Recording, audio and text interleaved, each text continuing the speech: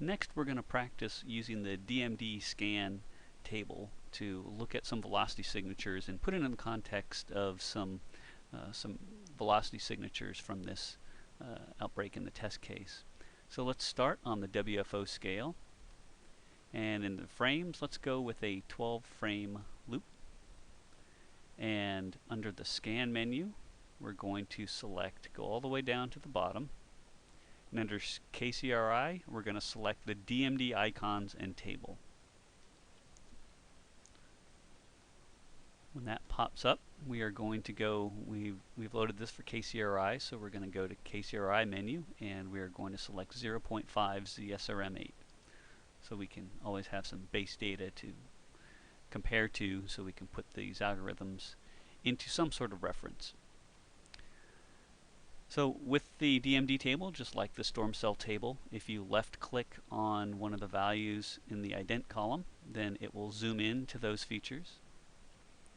One of the things we realize right away with the DMD is there's tons of circles that are being tracked by the DMD, and the philosophy behind this algorithm is that it tracks all strength of features, and then it lets the user decide what's significant, because there may be times where you've got tornadic circulations in landfall and hurricanes where maybe the rotational velocities are only 20 to 25 knots, and then you may have planes outbreaks, or big outbreaks over the U.S. situations where you've got rotational velocities that are in the strong 50 knot category. So again, the algorithm is designed to track everything and lets you filter out a lot. With this kind of situation, we see obviously that there's a lot of shear in this radar display. So let's click on the dot key on the keypad to toggle over to SRM, and let's go ahead and step through the loop as it is. We'll zoom out a little bit so we can see the full display. Let's look at how the algorithm has done in terms of tracking. We see there's this big monster supercell down here, which it actually drops some of these. It does well for a while and then drops some of those detections. And then we see lots of other groups of detections that look like they're kind of translating along with what looks to be an Rmax in here, where there's probably some noisy velocities.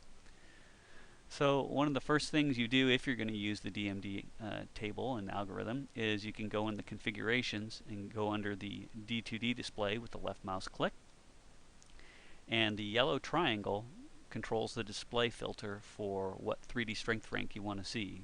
So it's set to 2 right now, so let's go ahead and change this to a 3D strength rank of 4 and click apply. And we see that it filters out a lot of weaker detections, and if we're just interested in the strong ones, then this is going to give us something that's a little bit easier to interrogate. Now the red triangle is where you can define what is a mesocyclone. It's pretty much an arbitrary definition that you'll see in the table. It's set at 5 right now, so anything a 3D strength rank of 5 or greater is called a mesocyclone. Anything less than that is called a circ for circulation. So now we have this filtered display, and let's go to the last frame here of the sequence, hitting the right arrow to go to 2338. And we can sort the contents of the table just like the storm cells table with a left click on the column ID. So we're going to rank by 3D strength rank, and let's left click on ident 168. We see there's detection in here. We can bring these out a little bit more by right clicking on the DMD text legend, changing the magnification to 2 so we can read that a little bit more. So we have these in the display. We can sample them out as well. So if you don't want to use the table and you want to use the display, you can see there's a 3D strength rank of 8 is what's in the display there, and the low level rotational velocity is 19 knots.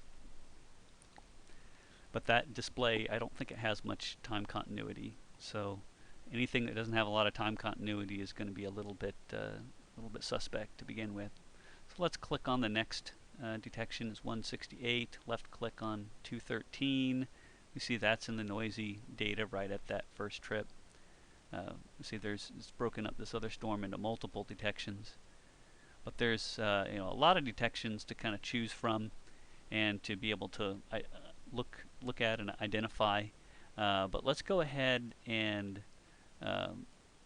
pan our display down for this supercell down here, and we'll find one of these detections where, let's go backwards in time from the end of the loop, and we'll see where did it have this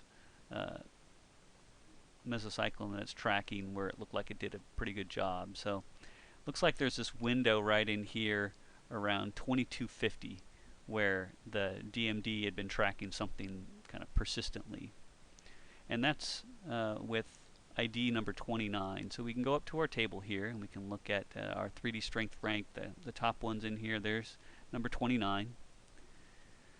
One of the things you can do with the DMD table, besides left clicking on 29 to recenter on it, if you right click on 29, it's going to give you the DMD trend graph.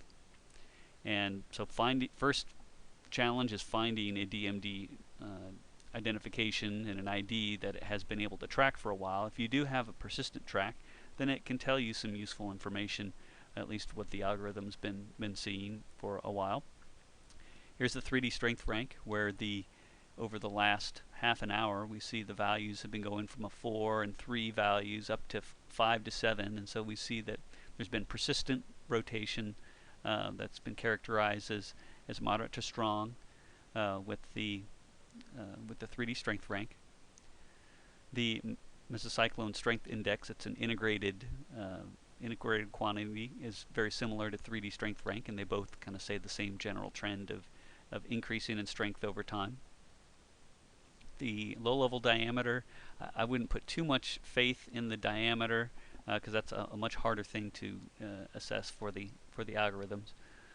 But it is there for, if it looks like it's doing a good job, then you could use that. But certainly rotational velocity, 3D strength rank, those are the kind of simple parameters that are worth starting to look at when you're first getting used to the DMD. So we have a 3D strength rank of 6, and we see that the TVS algorithm has fired with this close to this supercell, and it's associated a TVS with it. If we go over to the low-level rotational velocity, it's 45 knots. We can zoom into this and double-check that for ourselves.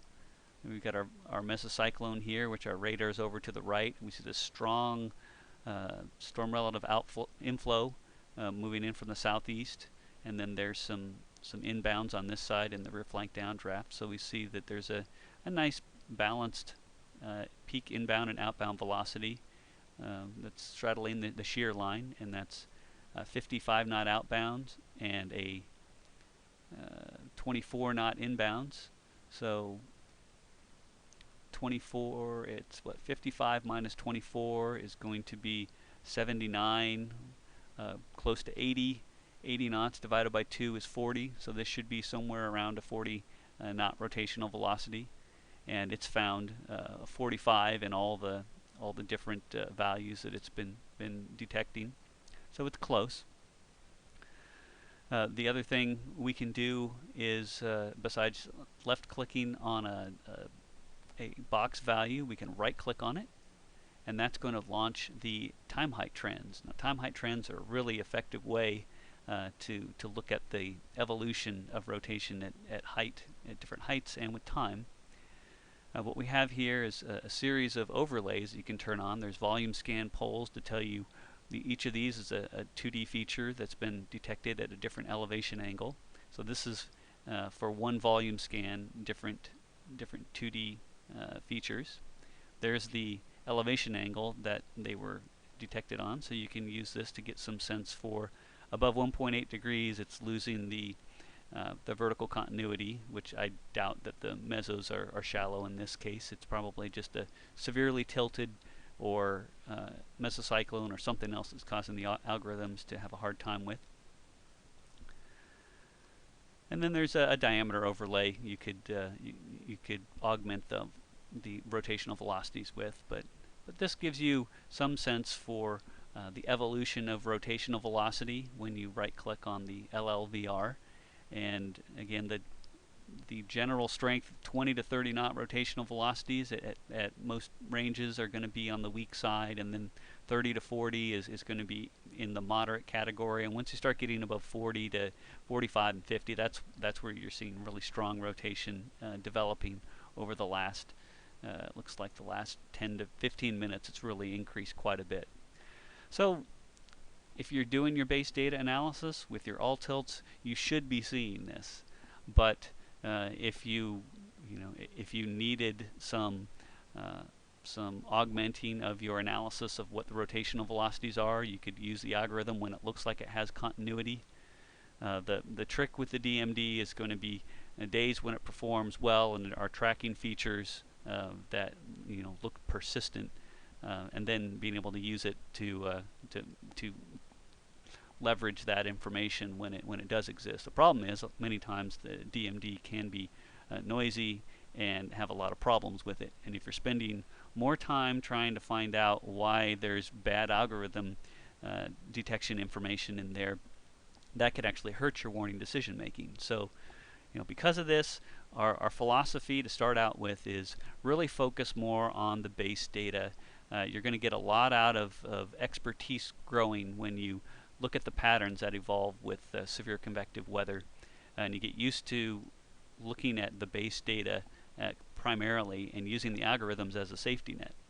And insofar as the algorithms can provide you information, simple information that doesn't distract you from kind of keeping in touch with your storm, then you can use the algorithms overlays. You can use the DMD from the radar table, or from the radar menus, or you could use the DMD from the scan DMD table, depending on if you want the overhead of the table in there, or if you just want a simple algorithm overlay that you can sample. So you can sample all these algorithm attributes. Just know that there's a lot of noise in the algorithms, and so use it judiciously. It's a safety net, and it's a safety net with holes, though. So that's kind of a summary of the DMD table and the scan DMD table.